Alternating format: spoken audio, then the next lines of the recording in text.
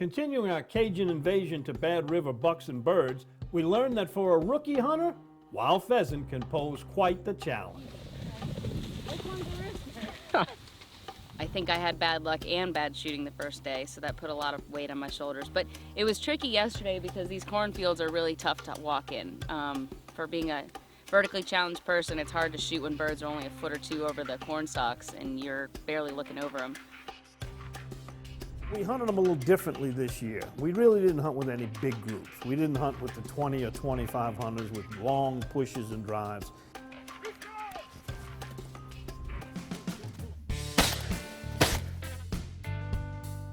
Yesterday we walked the tree lines a little bit. You were kind of a little more enclosed, I felt like. The dogs got out a lot further yesterday, which made it challenging. Well, the hunt we made yesterday was more open area, whatever, a little bit more confined through here. We got a sorghum patch that hadn't been hit in a while. We went ahead and walked down through there. Had the dogs a little bit softer, a little bit tighter in. Had a little bit more control over the dog instead of running wild. Luckily, we found a couple of them that are sitting pretty good. And as far as the hunt goes, they take care of every detail. Make sure you have everything what you need. Do safety talks. It's one thing I really love about this operation.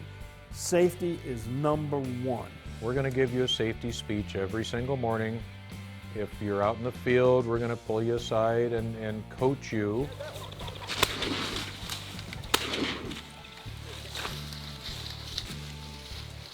The only real compliment I got this week was that I was a safe hunter, and if that's the only compliment I get, I'll take it. The thing I struggled with is when people say take your time, because that's literally 1 second more than rushing. There's not a lot of time to line up and shoot. You don't have to hit every bird out there. You do not, there's plenty of birds. You do not have to be the first guy to shoot. Take your time and be safe. It's like summer for them now. Sorry. By the time I overthought, you know, shoot ahead, shoot behind, get my gun up, they're gone. So. What happens is you've got a lot of things you got to be conscious of. You've got dogs in front of you.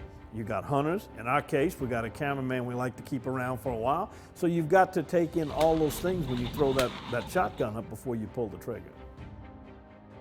I think the most rewarding part was killing my first bird, and it took a day and a half to do so and a lot of shells. Bring more shells than you think you need if you're new to it, because you will use them. Oh! Oh! A blind squirrel gets none every once in a while. Check them out, man. This is one of the most frustrating sports I've ever tried to do. Even when you figure out what you're doing wrong, you can't necessarily make yourself fix it. And I don't know what fixed it, but I guess a couple boxes of shells, some really good dogs and guides, and a stupid bird once in a while. Once they started connecting, it started to click a little bit better.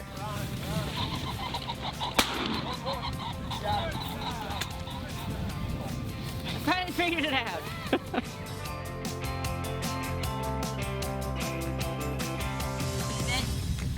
Good boy. And then there's some sideline things you can do up here. There's some varmint hunting if you want to do a little bit of that. There's also prairie chicken hunting, which is kind of relaxing after a day, and you're walking and you're kind of tired and looking to wind down before supper. But as far as expectations, from the lodging to the food to the dogs to the guides, it blew me away. And once you get out into these hills, you kind of lose all of those worries and concerns and the hustle and bustle of city life and get out here and really enjoy what has become a pristine and very, very productive environment. The lodge here is phenomenal. We go to a lot of places, and this ranks right up there on the top. Beds are comfortable, the rooms are very quiet, the food is excellent. They've got a chef here. It's probably like eating at a five-star restaurant. I've even had Cajun invaders come up here and say, you know, the food alone, the amount of meals that you get and the lodging is worth the price. It's like you're getting the hunt free. You're not too far away from civilization. I thought that we would be a little more remote than we are, but they do have, you know, all the things that we freak out about in 21st century life and first world problems. It's very comfortable. You feel like you're at home. You can take your shoes off and put your feet up and just relax and talk about the day.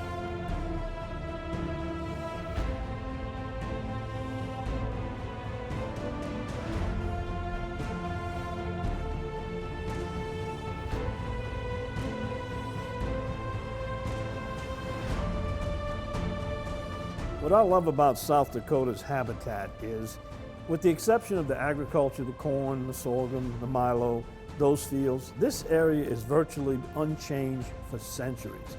When I'm sitting out there looking across the hills, I kind of think, you know, there'd be bison roaming across here. This is pretty much what it looked like centuries ago. And you can really rest your mind and get some relaxation in while you're out here, because it's that kind of place.